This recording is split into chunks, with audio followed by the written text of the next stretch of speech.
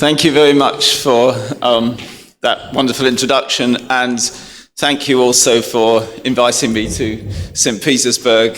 It's been a wonderful experience, and it's my first time, indeed my first time in Russia, and it's great, and I'd very much like to come back again, but anyway, unfortunately this trip's a bit too short, but there you go. So thank you once again. Okay, so what I'm going to do today then is do something that's slightly different from what I usually do, because most of the time my talks, I guess, my work is essentially experimental psycholinguistics. I mean, in the sense of being the experimental bit being the key point, that I would typically give talks on 3 or 4 experiments that I or my colleagues have been doing. And but what I'm going to do today is something slightly different, because so I've been writing a book on essentially on dialogue with my long-term collaborator Simon Garrett, and what I thought I would do today, rather than just talk about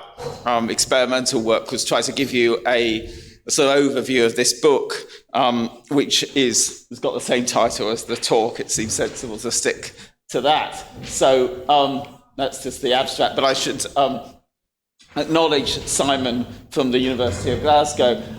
This is the name of the book here, same as the talk, as I said. I put the 2 appearing quotes because we're sitting there waiting for sort of what's called an editorial review. That is some sort of confirmatory review from the publisher, which I don't think is a big issue, but they just seem to be about 2 months late with it. So I mean, it's possible there'll be some very slight changes. Anyway, Simon's at the University of Glasgow, and we've been working together for, well, a couple of decades, I guess. Okay, so I'm going to talk about dialogue, but I'm not going to start off by talking about dialogue. I'm going to think about joint activity in general, and particularly to do with cooperative joint activity. So if you imagine these 2 people here who are building... Oh, it's interesting, this screen's not changing, but this one is. Who are talking about... building a piece of flat pack furniture between them. Let's say it's flat pack furniture and as you can see, they're cooperating on the joint activity. So one of them is holding the pieces of wood in place, or metal, I think it's wood, while the other one is screwing them together.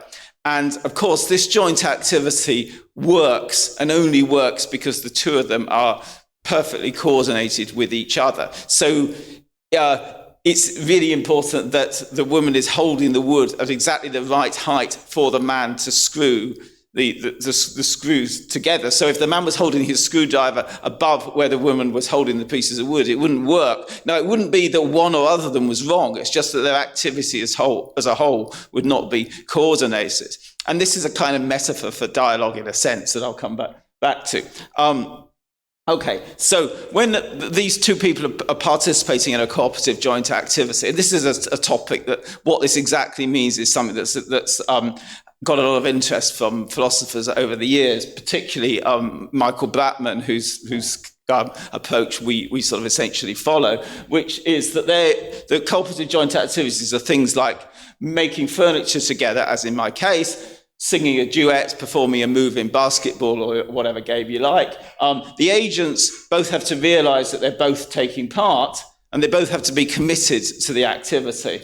So, and also they have a joint intention. That is, A intends that A and B do something, and B intends that A and B do something as well. I'm sorry, the something should be co-indexed. In other words, it's the same something.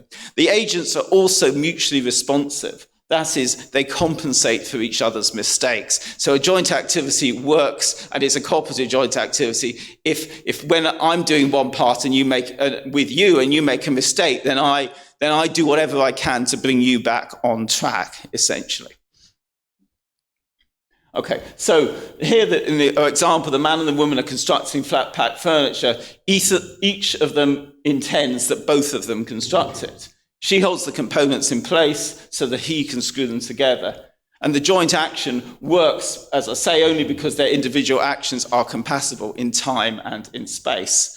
Together, they're part of a dyadic system involving two people and the furniture. The system as a whole includes the people, and it includes the pieces of furniture, which I think of as the props, if you like. And we can theorize as much as we like, if you like, about the system as a whole and about the individuals within the system. Now, most of cognitive science focuses just on individuals, but we can theorize about the system and on the individuals, and that's sort of what I'm intending to do. Okay, so the framework that we have to explain this joint activity, cooperative joint activity in general, and dialogue in particular, is what we call the shared workspace framework. Okay, so this is a kind of a framework in which the way we think about it is the individuals post, that is, they sort of send their behaviors to a shared workspace. And the workspace contains the results of their actions. That is, it's a combination of their actions and the props. This is the pieces of furniture, for example. The workspace, importantly, is a publicly shared resource. So it's not an internal representation, but it's rather the shared objects of such internal representations. Okay, it's a shared slice of reality that both can observe and manipulate, and it's typically manifest to both of them. That is, they both realize it's there, and they both realize that that the other one realizes it's there. Okay, and there's a contrast between the private stages of acting, that is, the things that take place within the individual's minds, and the public stages, which are the things that appear in the shared workspace, if you like. The shared workspace, you can think of it. We tend to think of it in a kind of quasi-Gibsonian way. That is a sort of some description of a type of reality, the workspace itself. But it's a reality that makes sense only in a joint context. So it's as though it has joint affordances. That is, it has objects in it that whose affordance is to be acted on by both people in some particular way. Okay. So when you think of the shared workspace framework, it looks something like this, okay? You have the workspace at the top, and you have the two people, the individuals or agents involved down the bottom, A and B, okay? So both A and B have a planner of which we call a joint action planner, which plans the action, including determining each individual's roles in the action, okay? And then you have a joint action implementer, which is the thing that serves to execute the plan, okay? And then what the implementer does, which is execution in some sort of way that people in planning would sometimes talk about it, is that the executor posts the actions to the workspace. It does so via what we have as the thick black arrow in this figure. So it's a thick arrow because it actually does something. That is, it posts something to the workspace. The action, the behavior that you're doing, that A is doing, A's component of the activity. And then you see that there are these thin red or pink arrows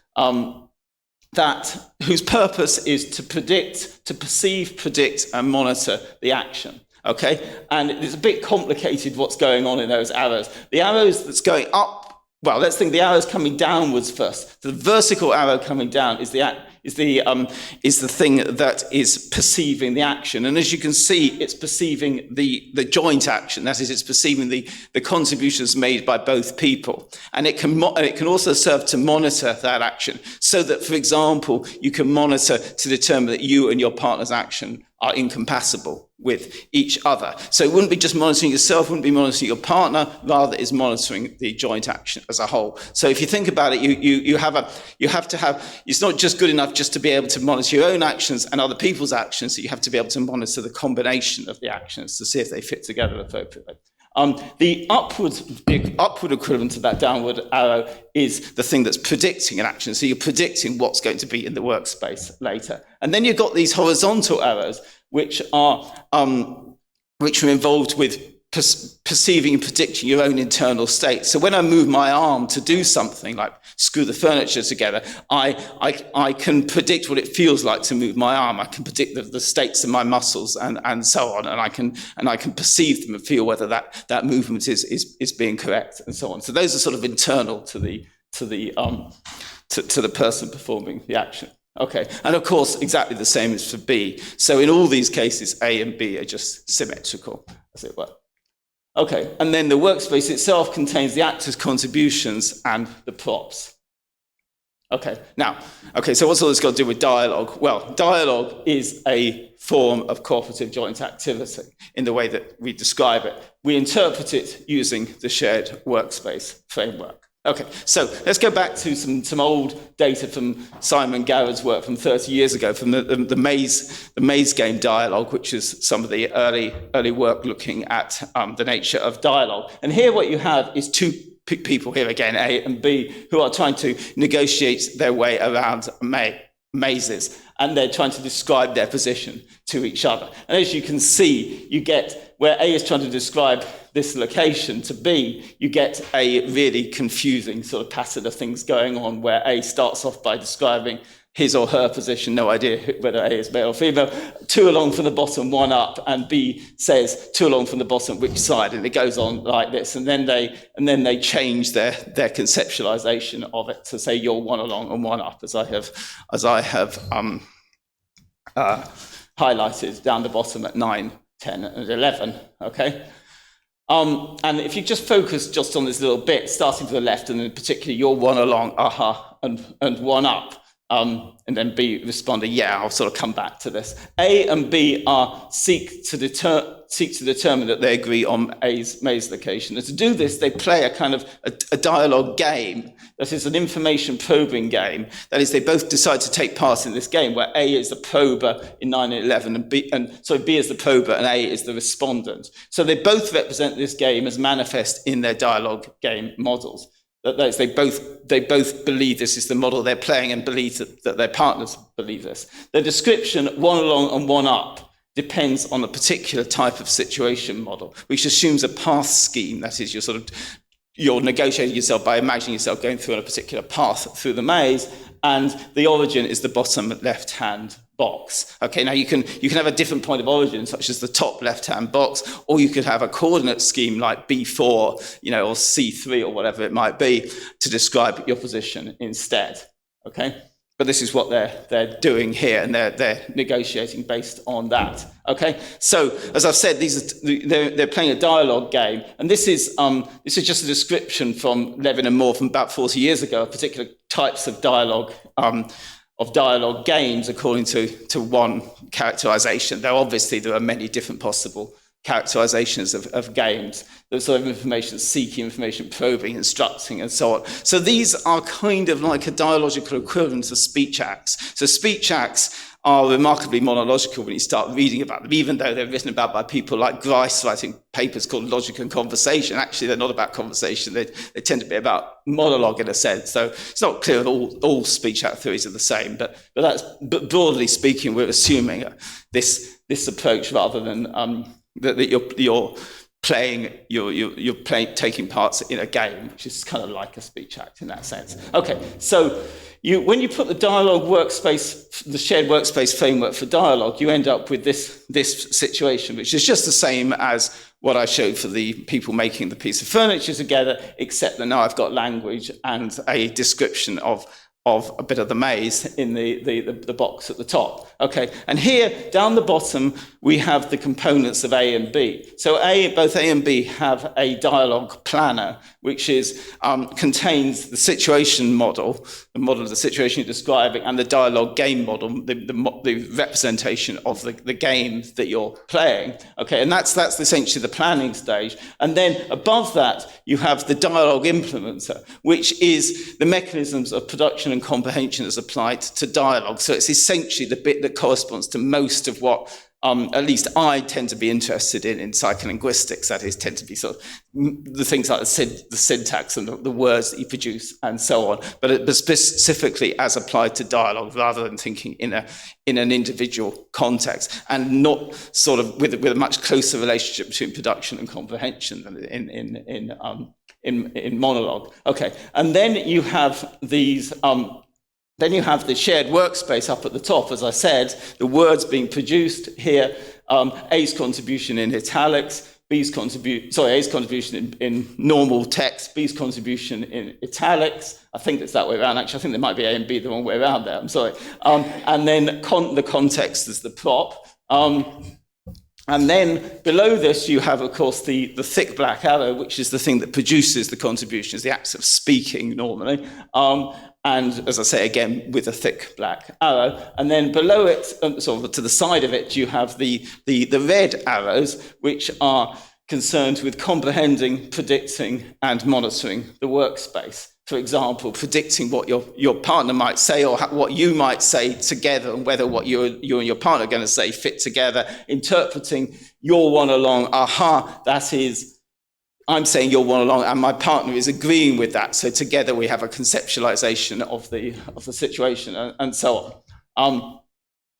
Okay, so what happens then is that each interlocutor works out what to say internally and posts to the workspace. And as I say, again, the workspace is a publicly shared resource. It contains signs such as words and gestures and so on. I'm thinking of signs for the more philosophically minded people, in a kind of Peircean sort of framework, I suppose. It's got the words, gestures, and so on. What A has said, what B has said, plus relevant context. It's a slice of reality that both can observe and manipulate. And it's typically manifest. So it's similar to the information that's in common knowledge. For example, similar to the objects on a table that two people are manipulating. Okay, so the dialogue planner sits underneath the implementer and provides the basis for interpretation. So A plans a move in a dialogue game and implements that move by posting utterances to the workspace. So far, we've assumed planning is decided at the beginning and simply organizes implementation, as in our furniture building example. But of course, in real conversations, interlocutors dynamically develop their dialogue plans. Informal conversation rarely has a fixed goal. This is an important point that I've sort of added in recent versions of this talk, where people say that your theory only works for type of conversations which are already decided. But of course, it can be an awful lot of negotiation about the goals of the conversation as well as how you say it. So interlocutors therefore construct joint dialogue per sets, for example, of a contribution and a commentary, as in one along, aha, or maybe a question-answer pairs. And they jointly post them to the shared workspace. I mean, they post their own parts, but it becomes a joint contribution together. And they can monitor these per sets and use the output to inform their next contribution. They can do self-corrections, other corrections, taking the floor, and so on. Or indeed, in a very interesting talk this morning, they could decide not to speak, for example, at that point. So there are, and I'll sort of come back to this, I think, there's kind of, you have to decide what to do next after you've interpreted the contribution. That will be based on various social conventions and so on. And also they can use it to update the prediction of their partner's contribution. So this output goes via the dialogue planner, that is the situation model, and the dialogue game models. So I'll turn the figure sort of on its side and think of it in a slightly different way for a while here, where I'm thinking much more in terms of what people are predicting specifically, and how they're comparing predictions with what they actually hear or say. Okay, so we'll think of it like this. We've got A and B here. The thick arrows are corresponding to things people are actually doing, I suppose. The red arrows are corresponding to things you're predicting or perceiving. I suppose, at least I'm not quite sure about the ones on right on the left and the dialogue planner, but it's a different way of thinking about it. Anyway, so take this example here. When B says you're one along, okay? So B produces a command, that is an intention to utter you're one along. And at the same point, while B is making that is making that plan to say you're one along, A predicts a description of some kind, that B will produce a description of some kind. So A presumably doesn't know that what B is going to say exactly, but A presumably guesses, because of the context, that B is going to describe his or her position in the maze. Okay. So that's what happens at that stage. And then, of course, what happens is that B actually says you're one along, and that therefore enters the shared workspace. At this point, you get something interesting goes on. Now, let's start off with B. B predicts that B will produce you're one along. And of course, B does say you're one along. Typically, but not always, you predict what you're going to say correctly. You don't always. Of course, you make speech errors, and so you have to monitor for that. But typically, you get that right. So B predicts that B will say you're one along, and B does actually say you're one along. And these two can get oh yeah, forgot about this, get compared down here. And of course, that comparison is straightforward because there's no difference between what's predicted and what actually occurs. In this case, in A's case, on the other hand, up here, A predicted that B would say something, and B actually said you're one along. So there's a mismatch. There's a need to accommodate for the difference between what A predicted and what B actually said. But it's a mismatch that's fairly straightforward because it's just an additional piece of information. And then that gets feedback. They both get fed back to the dialogue planner here. Now, in B's case, there's no change needed in the planner at all. In A's case, A can incorporate the mismatch straightforwardly. And given that A can incorporate the mismatch straightforwardly, then A can therefore decide, in this case, to produce a positive commentary. That is a statement, aha, so sort of an agreement. A doesn't need to produce that. A could just go on and say what A wanted to say next, for example. But in this case, A decides to produce the command to say, aha.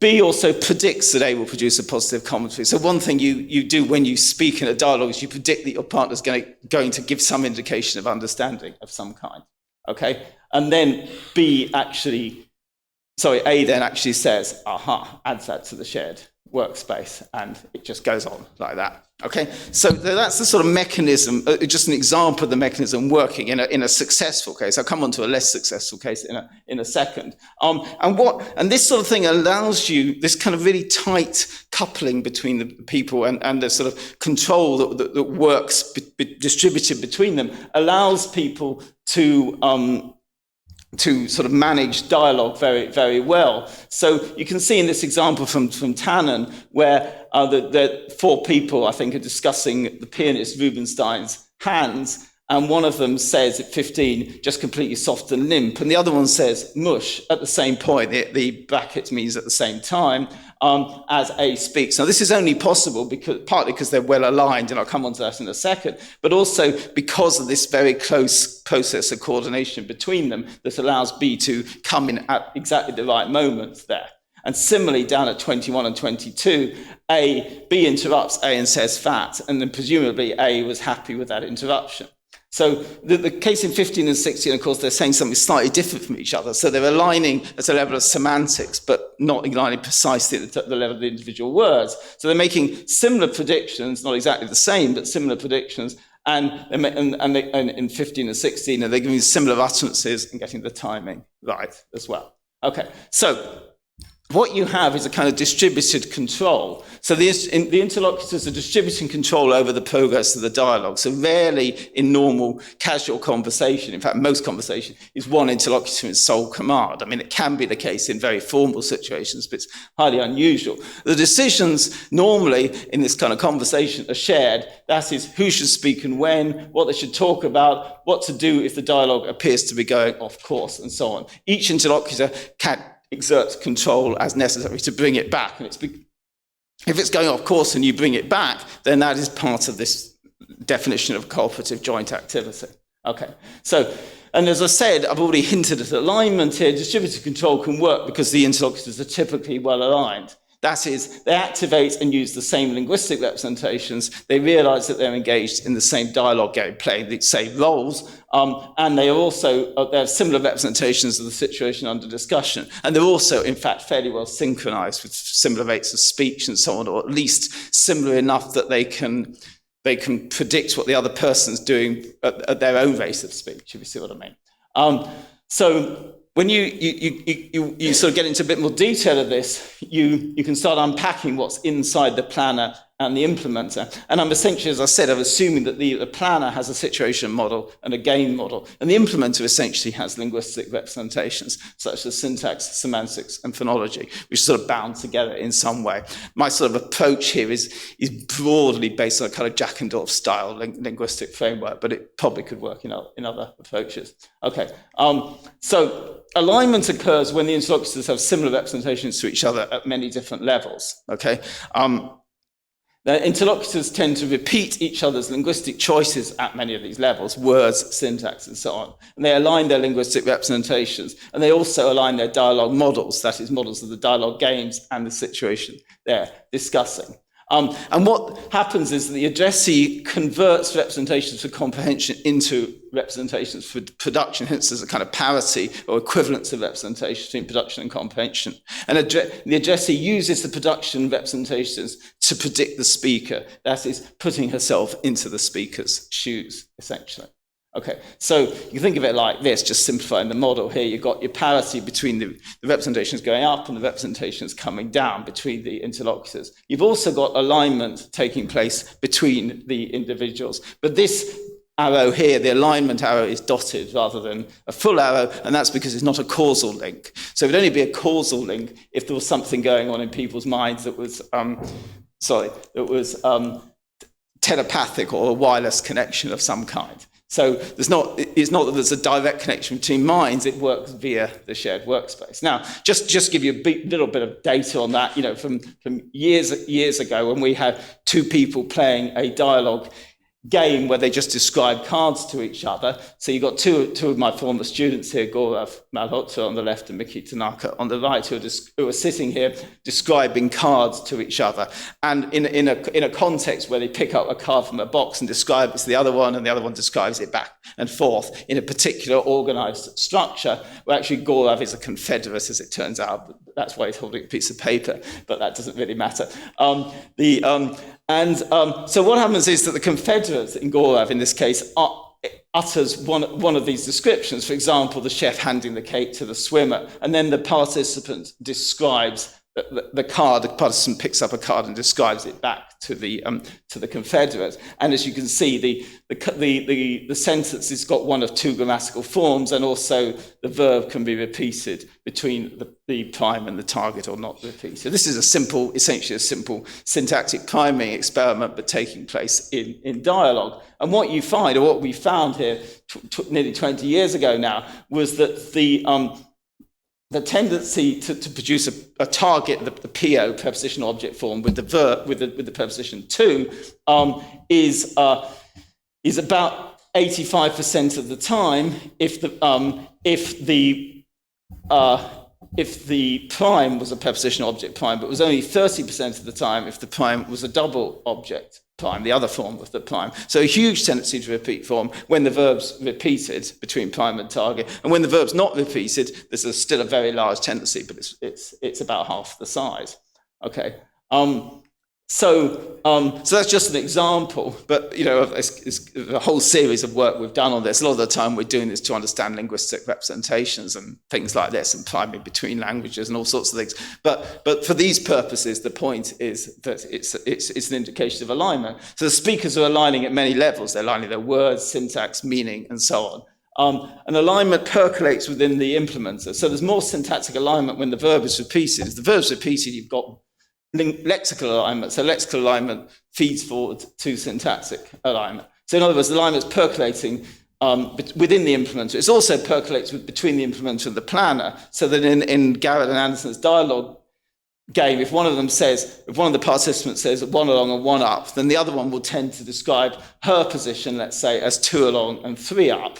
Okay, but if the first person said B4, the other one would say C3, right? So you're aligning on the description type and also on its interpretation. In other words, syntactic alignment is leading to situation model alignment, or at least is linked to it. And alignment underlies communicative success. So it's the same understanding of the situation under discussion. So basically what we say is, I understand you if I'm aligned with you at the level of the situation model. That is my description. My understanding of the situation we're talking about is the same as your understanding of the situation we're talking about. Okay. So the dialogue implementer uses representations, as I say, of semantic, syntax, phonology, and their links. And it all takes place via a sort of binding process that establishes complex expressions as routines. Linguistic representations between interlocutors are linked via channels of alignment. As I said, it's not a causal link. There are similar channels for representations in the dialogue planner, that is, between the situation models and the game models. So you can think of it like this, essentially. Going back to that figure, here you've got links between the interlocutors with respect to, say, their phonology or their syntax, okay? And similarly, down at the dialogue planners, you've got the same links between the game model and the situation model. Link between the game models, you're playing the same game with with an understanding of your role as well. And situation models is the same understanding. Okay, so you can actually think of alignment, for people who are sort of interested in what alignment means, you can think of it in two different ways, or four different ways rather. You can think of alignment of linguistic and non-linguistic or dialogue models stuff vertically. You can also think horizontally between focal and global alignment, essentially focal sort of instantaneous alignment and global longer term alignment. So focal alignment means you've got the same current focus. Linguistically, it would mean the same words are going to simultaneously activate, which typically happens in conversations, because when I'm uttering something, you're understanding it, it's simultaneous or near simultaneous. I mean, there's a lag, of course, of a couple of hundred milliseconds. The situation model is basically focal alignment of that corresponds to aligned short-term working memory, basically what you're talking about at the specific moment. Whereas global alignment is the same representations as a whole. So global linguistic alignment is when you've got the same words are accessible, you've got the same tendencies to produce particular words as your partners, which leads to repetition of aspects of utterances and so on. Same situation model is more like an aligned long-term working memory, that is, of the aspects of the situation which may potentially become relevant, a bit like sort of your representation of a novel, let's say, as you're reading it, where not everything is in current working memory, not everything is the stuff that you're thinking about at that moment, but it's stuff that you can access. So global alignment you could think of as the residue of focal alignment. Okay. So dialogue games allow the interlocutors to interrogate their partner's situation model, to update their own situation model accordingly, to update their partner's situation model to align with their own. And this is all driven by meta-representations of alignment and misalignment, which essentially is what in most theories corresponds to understanding, sort of your belief that you're understanding someone. Here it's the belief that I'm in the same state as you. So a key point about alignment itself just says I'm in the same state as you, but you have to. But for certain purposes, you need to have a belief that you're in the same state as the other person. So essentially, am I thinking the same as you? And if I don't think that, then I want some clarification or querying typically.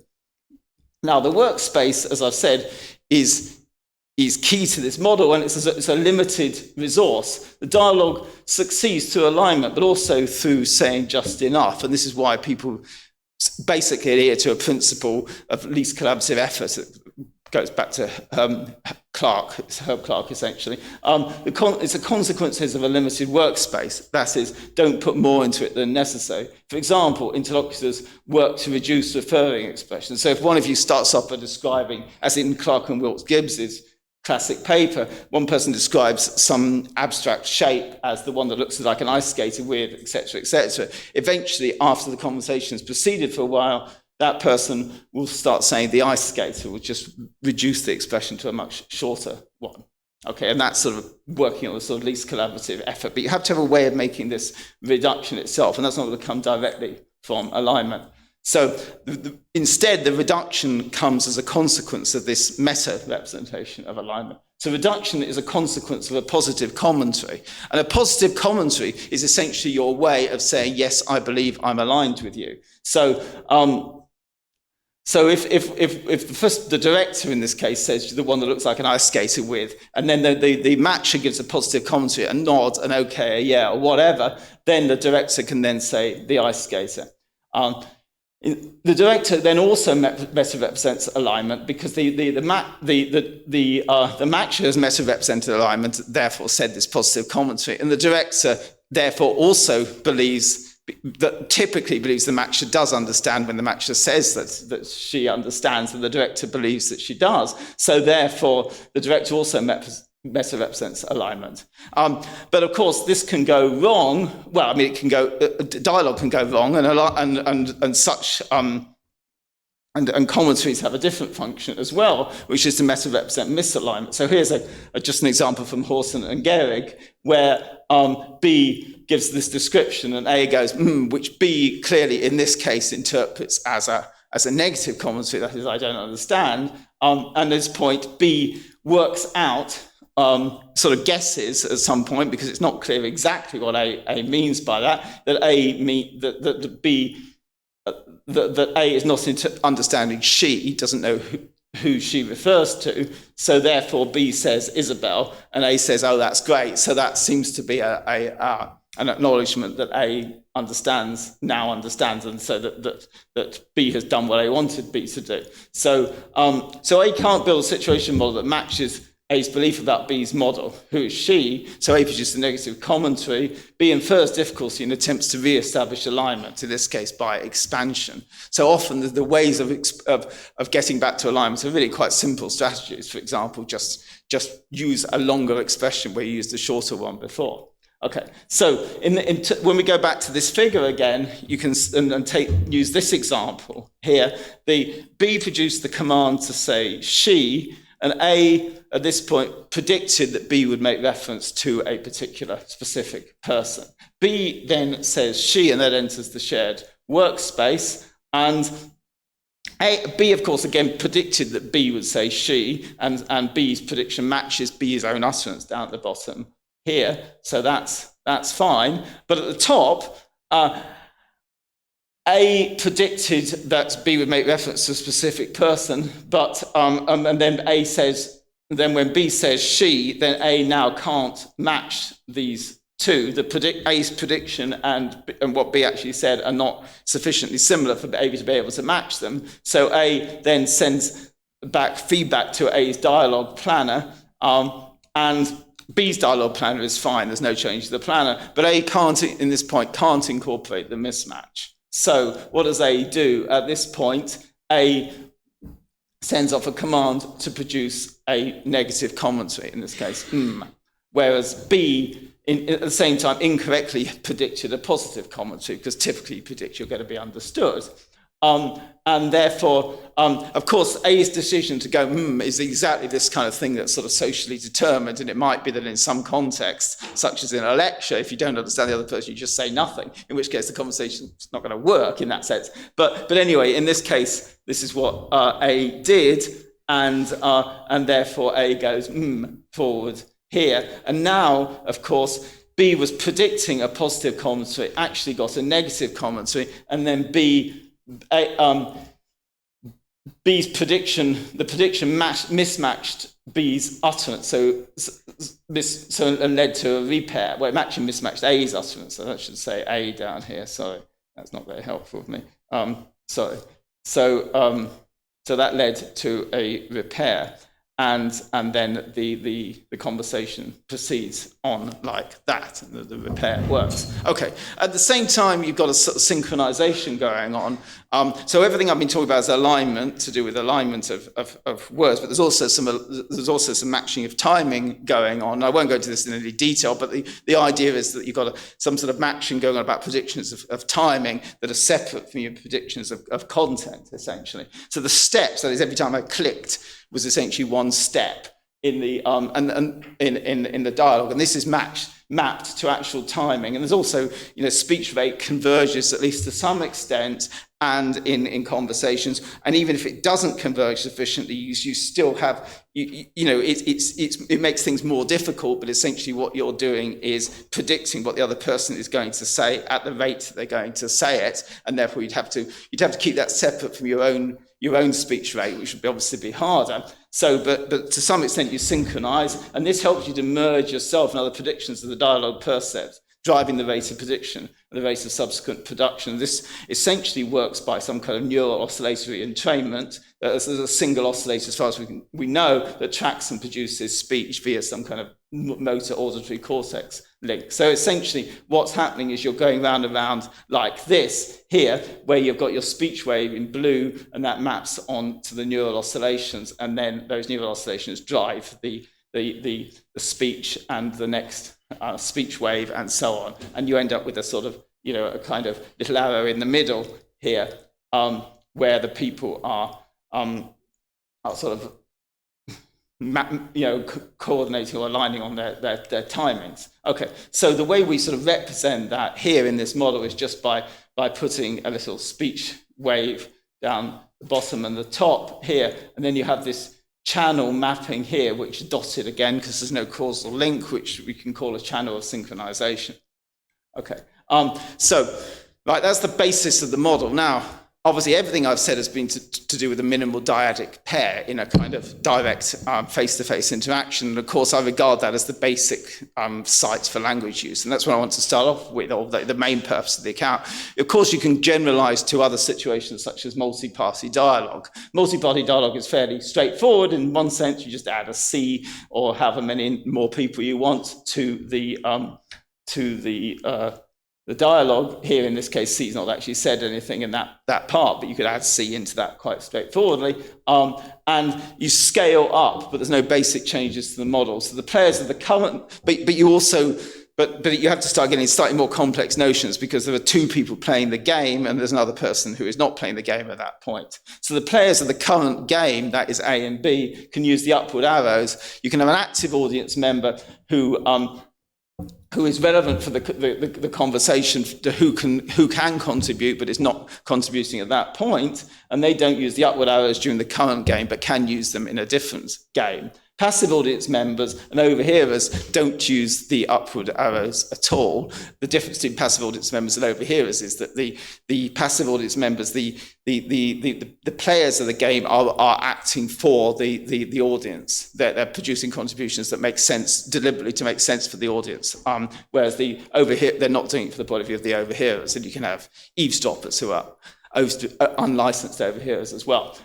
You can also model dialogue involving collectives in the same way, such as when you're getting a chant from a crowd or something. And in which case you treat that collective as just a single individual within the model, if you like. And then the next point about this is that this can all generalize or model into augmented dialogue.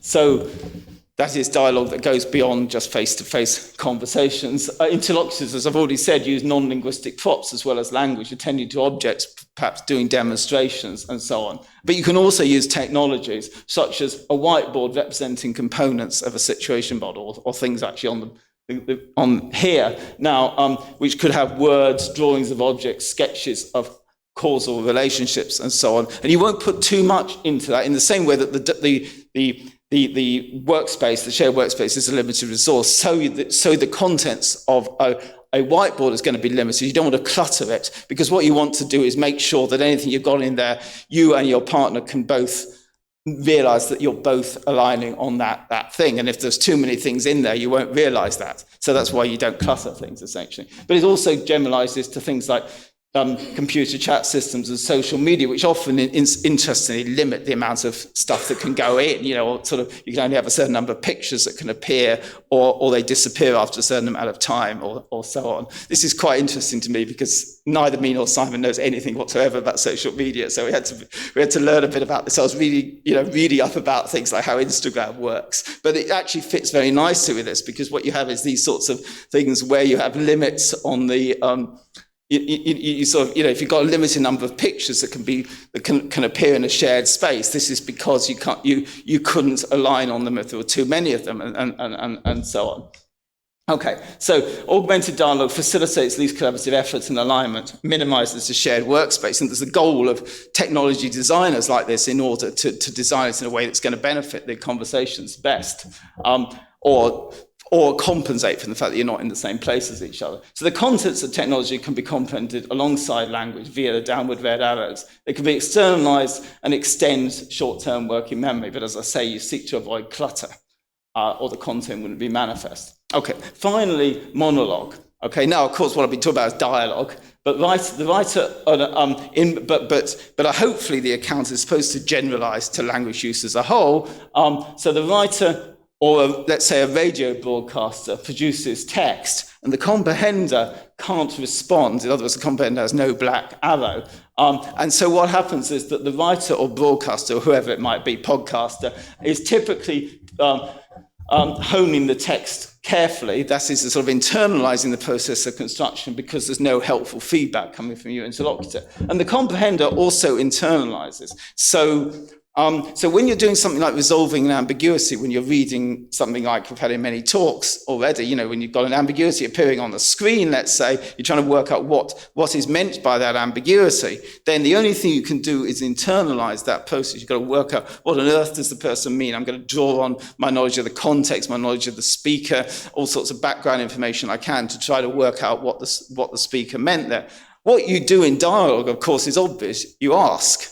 Now, that sounds stupid, but the point is, how do you decide when to ask, and how do you decide what to ask, and how does all that work? So there's a quite different question, of the process of resolving ambiguity in dialogue. Okay, but as I say, I'm talking about monologue here, where it's internalized, and of course, it's a difficult, skilled process, both for the speaker, that is me in this case, and the addressees, that is you. And in fact, it's sort of ironic that I'm giving a talk on conversation in a total monologue, but that's just the way it goes. Okay, so you get this sort of situation here where A is producing, the radio broadcasts are producing some bit of text, essentially, spoken text, and B there has an error, so B can predict what A is going to say, and B can comprehend what A is going to say, but B can't speak.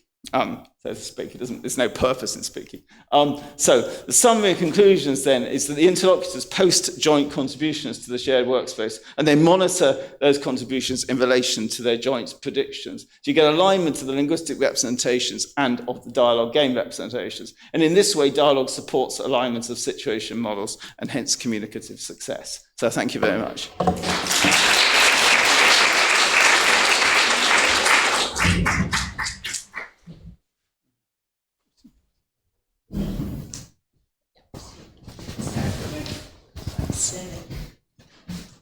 I just had a question about your concept of the shared workspace. So you're using the metaphor of the two people assembling the flat pack furniture as being a metaphor for the dialogue. Well, it's I would say analogy more than metaphor. Analogy. Because I think it's a theory of how they do that as well. Right. But, okay. Yeah. I'm not sure if that's a good analogy, and I'm maybe I'm misunderstanding how you're saying it. So are you saying that when you talk about the shared workspace in the dialogue, where does that live? I mean, is it in the physical space between the two speakers? It's up in the air, so to speak. It's a description of reality. Cognitive scientists often have difficulty thinking in this kind of way because they're only thinking in terms of internal representations. But if you just read the first chapter of Gibson, The Ecological Approach to Visual Perception, this is what it's all about. It's describing the nature of reality from the point of view of objects. That are the sorts of things that people can understand, can use, can manipulate. I mean, not in that case, but he's just thinking about perception. But that's the point. Is the way of describing it so that you can therefore have a direct mapping onto what's going on in your head. Okay, so you're talking about it being okay, in which case I don't really think it works, because one of the things about the Gibsonian sort of perspective on ecological information is that it is constantly there in the world, because of course the Gibsonian perspective works without mental representations. Mental representations aren't needed at all, because, at least for simple perception action stuff, because you constantly are able to check with the worlds. You don't using a mental representation in that sense doesn't do any work. So if we take the flat pack people, your analogy, they're doing all this work, but they're able to constantly check that. Whereas if it's a dialogue, I mean, there's only something is in the air. It's like you assemble a piece, but that piece is now gone. You can no longer observe that. The only way you can observe it in your model, as far as I can see, is by turning it into mental representation. Now, just to finish my point, sorry, if you then start talking about mental representations, they're no longer a shared workspace, because the two individuals who are speakers, each of them is going to have a separate mental representation, which will be part of the shared workspace. And I think that's a problem. Okay. Look, I said that was a Gibsonian conception. I didn't say I was a Gibsonian, and I certainly assume the existence of mental representations as well. And I think all sensible Gibsonian-inspired researchers actually do as well. I mean, it's just that's the way that Gibson portrayed it. What I'm saying is you could think of it in in terms of Pierce, you have a sort of sign vehicle up there, and you have the signs and the sort of things that correspond to the representation. So you have the sort of mapping between the objects that are in the world, the objects at the level of description that maps onto your representations, and then you have representations as well. So you have a sort of a kind of not quite a triangle, but you have a sort of a situation where you have you have the thing up in the air, that then you have people, which is the things that the two people have representations of, and and when they're aligned, those representations both match, physically match what's up there, and also match each other, right? And that's if they're aligned. Now, I mean, I take all your points. I mean, it is a particular way of characterizing things.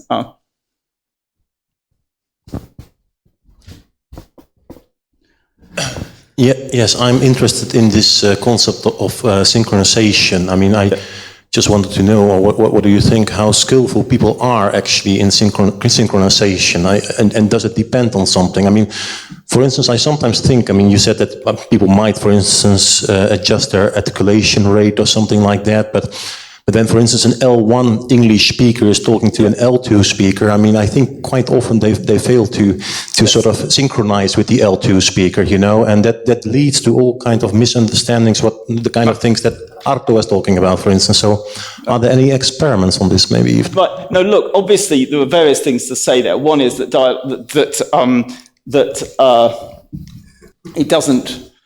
synchronization doesn't, of course.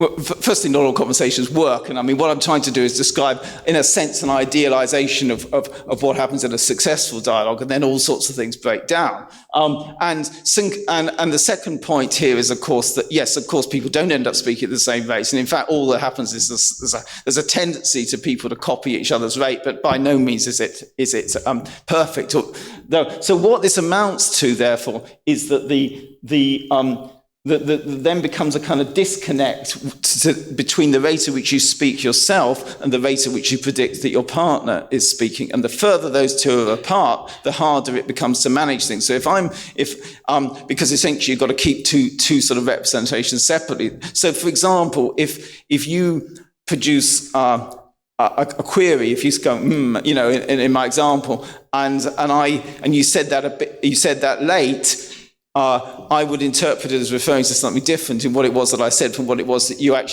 meant, and that's the sort of reason that things can break down, because you got your, you know, and I'm trying to model your rate of speaking as well as speaking at a different rate myself, and you know, the more that you can get away with having a single representation in the case of alignment, or a single rate, the easier it is, because if you're not aligned to the other person, then you can't use your model as a proxy for their model. If I am aligned with you, then I don't need to actually think about you because you're the same as me, if you see what I mean. I mean, obviously, you know, that's an idealization that will never actually happen. But the more similar we are, the less difficulty we're going to have. And the more similar we are in rate, the less similar difficulty we'll have as well. So that's basically the idea. I completely agree. It breaks down all the time. And that's one of the problems with conversations between native and non-native speakers, for example. Yeah. Thank you very much. And actually, you show that your Workspace model works very well in certain situations. You started with a picture with joint action. Yeah. And then you had examples where people, they are dialogues, but they are very goal-oriented and task-oriented dialogues. And then you ended with a monologue. But they are very much between them, because most of our speaking is not so task-oriented. It's just small talking or social speech. And actually one situation is, which I call unburdened speech, when a person is returning from the job and starts to blame what's happened today at the job. Yes. The recipient is there, but it is not necessary even to listen to him or her. Yeah, quite, yeah. And my question is, how does your model work for this type of dialogues? or quasi-dialogues or pseudo-dialogues. So if you describe something and then your partner's just not listening to you, then obviously they're just not listening to you, so you're not aligning. I mean, I think this is the, there are two separate points. I mean, you're actually talking about cases, there are two things here. One is the goal orientation, and the other is misalignment. Now, I'm quite, on the subject of misalignment, I'm quite happy. I mean, that's exactly what should happen. If the other person doesn't pay attention to you, isn't interested or whatever, then they don't align with you. They don't pay attention to what it is you're talking about. On the subject of the goal orientation, as I say, this is the main thing I've realized, giving this versus this talk a few times, I realize this is the main thing people are constantly querying me about. That is that I'm sort of, you have to start somewhere with your example, and the piece of the furniture example is something where the goal is already exactly fixed. That is building this piece of furniture, in the same way that some conversations are fixed. But of course, most conversations, or many conversations, are not like that, in which case you need a process of negotiating about the goal as well. And essentially that's, not something that I've discussed in detail, but that's essentially the point here, that you're dynamically developing your plans, and you're trying to align on those plans as well. So you may have to start off with different plans from each other, and you try to align on those plans. So I've sort of assumed, the example I've taken has assumed at the bottom level, that is, the plans are already aligned. You're just trying to work out how to implement it. And that, of course, is not generally true. Yes, so that's absolutely valid. The point is, if I started off with an example of a quite different form of building furniture, then I'd run into all sorts of other problems. So I have to choose an example from somewhere. So I guess this is related to the comments we've been getting. So I guess my question is more general, in the sense of, epistemologically speaking, if you were thinking of what's your goal on this and proposing this model, the idea, I assume, is to describe an idealized situation. You're thinking at a descriptive level. You're not thinking at an explanatory level. Are you? Well, isn't the goal of psycholinguistics most of the time to assume that in most sentence comprehension work, let's say text comprehension, your goal is to assume that the reader is understanding what the writer's message. Okay. Now, of course, that doesn't always happen. So if I gave a response to any talk on discourse, and I said, but it's not always the case that the reader understands what the writer means, then you would sort of say, fair enough, that's true. And you might say, I'm missing the point, or you might say, I'm trying to model the situation when they do understand, if you see what I mean. So that's kind of my response here. There is a sense in which I'm trying to set up the situation as to what happens when something is successful. And then when it's not successful, well, I do talk about the sort of getting you back on track. But yes, of course, sometimes you don't get back on track, and the conversation breaks down. In other words, then you haven't achieve your goal, I suppose, is the way I would think about it. So that's the idea. It is a sort of idealization, or not an ideal observer, but an ideal, ideal pair, ideal dyad, if you like, model.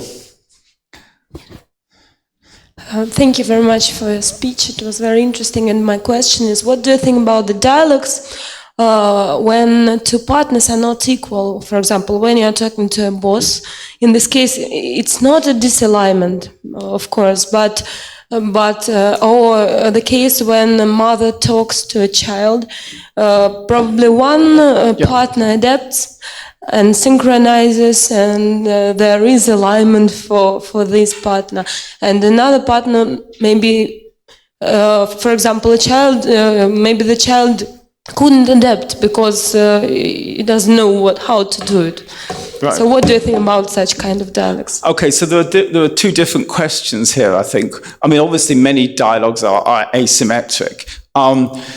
So what I was saying is that normally in a conversation, even between a parent or caregiver and a child, let's say, the control is distributed. The child interrupts, makes comments, even if the parent is trying to direct things. And in formal situations like an interview or a situation where where one person has a lot more power than the other, then of course that one will take a great deal of control. And so what happens is that you will end up with a situation where the person who, one person will be sort of licensed in the social sense of license to make particular kind of contributions. I mean, what they're doing actually is playing.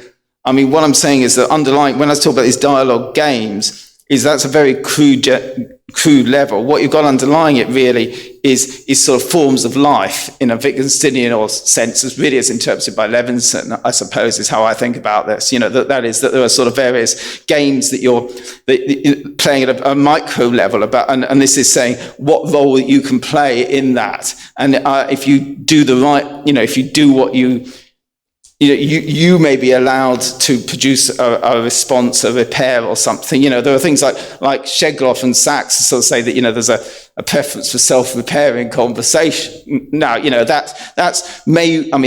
various reasons for that, but, one of them will be to do with politeness. That is, it's under most situations, it's not terribly polite to correct another person unless there's certain kinds of corrections, like a sort of correcting a grammatical mistake is a bit of an odd thing to do, except for a parent to a child, let's say. So there's that sort of stuff. And then, and that just is what can feed through from the planner to producing a contribution. And that depends on the particular social conventions that are underlying, which are things that are genuinely distributed across people, and they probably have mutual knowledge about this. I actually don't believe in an awful lot of mutual knowledge and common ground is going on in this, contrary to Clark and other people. But I do believe that kind of knowledge is mutual. That is, you understand that you're part of a community that has certain rules. Now, the other thing you were saying was that you've got you will have sort of asymmetry in alignment. And what will happen then is that one of them, let's call it the leader, and the other one, the follower, it will tend to be that the follower will tend to change his or her representations of the situation to be more similar to the leader rather than the other way around. And this is something you can test. For example, you could look at the beginning of a conversation and say, what are your representations, and then you can look at the end and see where you've moved to. If two people are negotiating their way around a maze using different schemes, then it will probably be the one who is more powerful in a social sense, more authority figure, whose conceptualization will win out. That's the kind of thing. So I think all of that can be handled okay in this kind of framework. Obviously you need to do a lot of empirical work to work out exactly what does happen. Okay. Thank you. Okay. Thank you, Martin. It was a very interesting and informative talk for me. And as I'm working on everyday speech communication and everyday situations, and we spend a lot of time trying to understand what's going on in real life conditions. And what I would say that your scheme is very interesting, is very, at the same time simple and understandable, and it may be considered as a base for it. But in everyday life, each dialogue is rarely one topic one. Oh yeah. Okay. That probably we are speaking simultaneously about different things. And in fact, it is very rare that difficult topics appear step by step. Of course, the dialogue is linear. Yeah. But in fact, there are different dialogues at the same time.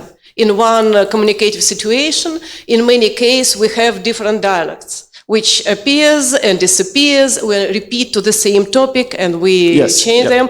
So you should think how to improve your model to predict all the other possibilities. And one important thing that the real life interferes as well, that we are not in space. And some other events also occurs, and some pragmatic tasks that we did not even plan for, they simply exist. And so if you work your scheme to be a working one, then it should be adopted for enhancement. Sorry. Для расширения Для расширения for extension, yeah. So how to adapt it to real situations. So just a remark. Okay. So look, so I've no problem with the first part of it. I think I'm fine. I mean, you can embed dialogue games within each other. I mean, games get nested with each other a lot. I mean, there's, that's so. For example, if I ask you a question, then typically, according to conversation analysis, that you're sort of licensed to do two things. You can either answer the question or you can query something about the question, essentially. So you can get embed within. You can, if I say, would you like to go to, some place XXX, and I say, what is XXX? And then we can get into a discussion of that. So you can have one game nested within another, and that's perfectly normal. You can have a sort of digression essentially and come back. Talking about two topics at the same time, sort of in a kind of crossing dependencies kind of way, I think it's probably going to be pretty hard, but it will happen. I mean, if these happen, then of course, this is all the same issue as a lot of this comes down to the basic principle. I sort of believe that except in extreme cases, you try to avoid having to hold on to more than one model at the same time. And that is why you don't have different models. You try to keep your model for yourself and your model for your partner to bring them together. And in the same way as if you were trying to model two different things at the same time and talk about them both at the same time, you'd find it pretty hard. I mean, this is all basically a sort of notion of representation that ultimately I took it from Johnson Laird originally, the idea that you're basically building up a mental model, but you're only building up one mental model. You're not building up multiple models. If you do, then things become very hard. And I think that's a sort of general principle here. So I think that's the question of how does this map onto real life?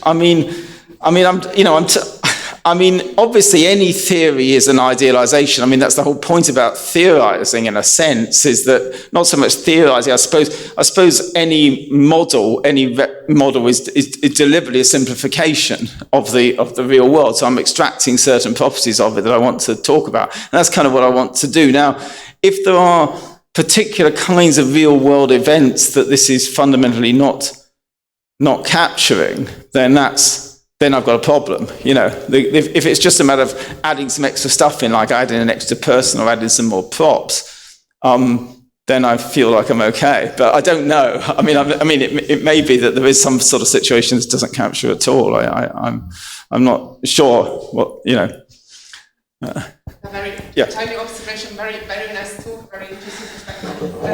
I was wondering, so you mentioned Wittgenstein. I think also that the notion that language is public, not only the notion of language games, is really present in this the public.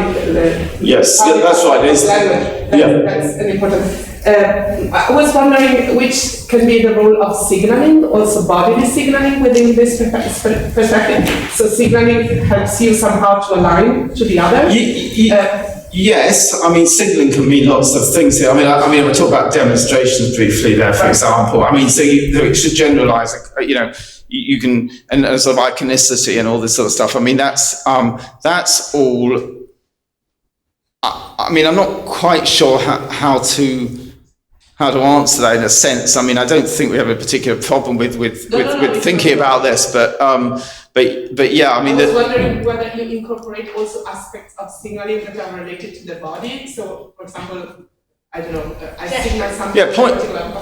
Yeah, absolutely. So in terms of communicative signals like pointing or certain kinds of gesture, that just gets incorporated. So you can align on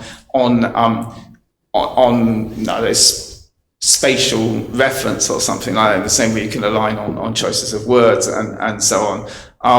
So I don't think there's a specific problem, but I focus primarily on language, and there's a bit of kind of, but when you combine together, one of the things we do at sort of the end of the book, I didn't talk about here, is combining the sort of talking about the original example in the context of language, because of course almost all human joint activities actually involve language or communicative signaling of some kind. They're not, And that's, when you actually try to discuss joint action without language, it's pretty hard. And this is where this is why joint action is almost, this is outside my expertise, so don't hit me on the head if I'm wrong, but basically joint action is almost a human specific property. It's animals can do it under very specific circumstances, like you can get two monkeys to two chimpanzees to pull on a rope together to produce a reward, but only if you basically you stick the monkeys in place and get them to do that. Something like this. This is what like Tom Basello and all those kind of studies show. So and of course there are certain kinds of joint activities that take place in animals, but they tend to be highly stylized or in particular very, very limited activities, whereas we have a capacity which goes massively beyond that. And I think that's partly because it is all grounded in communication, that the communication signals tell you when one person, one of the individuals can do something, and what and how the other one can respond, if you see what I mean. Okay.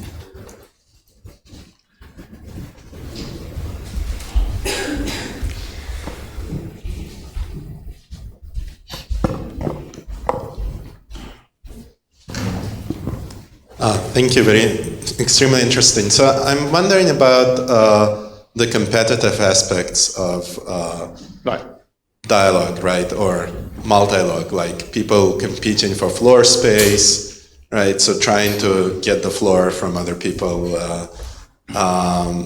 So like on this slide particularly, it all sounds really harmonious, and people are sort of sharing control in the best possible way, but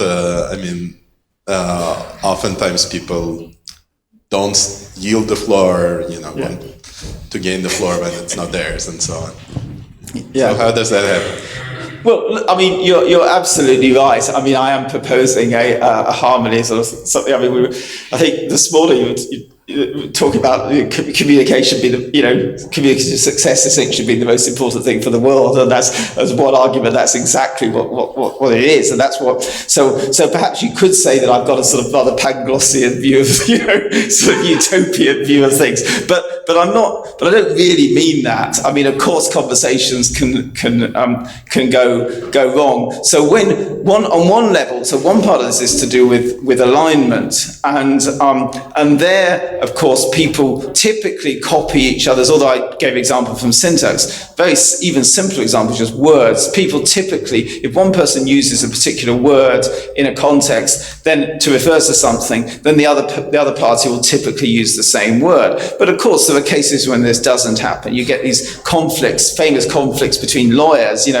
one person's freedom fighters, another one's terrorist kind of stuff. And what lawyers, often adversarial lawyers, are trying to do is specifically try to compete with each other to let their conceptualization win out. So in that sense, you have a fight, but you notice that that's a pretty skilled thing to do. That is something that goes well beyond what normal conversation is. And when you're saying you've got to try to hold the floor, and or occasionally people do this for to define their personal identity. You get this with dialect terms, for example. We're going to call this such and such. Classic British examples of whether you say lunch or dinner. For the lunchtime, for the midday meal kind of thing. And you can have a sort of, people can be bothered about trying to hold on to their way of seeing the world, in which case they can sort of fight over that. And so obviously that happens. In terms of the sort of the stuff more so with control, I haven't thought about this so much, but of course, if I produce a if I try to take the floor and you stop me, then at some point we end up shouting over each other. Now, if we just shout, then it's not a conversation, and I'm not trying to model that. Otherwise, it tends to be the case that if people speak together, then it's only for a couple of syllables. This is, Shegloff showed this in various sort of pieces of conversation analysis, that you just basically end up with a couple of syllables overlapping, and then one or other party yields. Now, who yields will obviously relate, as we were talking about down here, is to do with power relations as well as other issues. So yes, so there will be sort of, momentary competition. I wasn't suggesting that there wasn't competition, just that because the control is distributed, of course, it means that because it's distributed, it means that it's not always perfectly, well, I don't want to use the word aligned because I'm using it in a different way, but that they don't, the people's use of the control is not exactly matched between the two interlocutors. So, and exactly how often that occurs and what sort of conversations lead to that and what don't is sort of empirical work. But you're right, there's an argument that I should put up an example of a competitive interaction and how, but I could just model it in the same way, and I'd say, someone says something, tries to take the floor, the other one stops it and comes in, So yeah, I obviously I'm thinking in rather positive, terms, in a sense, but I don't see any problem with generalizing this beyond towards competitive interactions. But as I say, if it completely breaks down, it just ceases to be conversation, if you're just shouting at each other. It's not a joint activity anymore, that's what I mean. So if there are no more questions, let me thank you again for the wonderful talk. Thanks a lot. Thank you very much.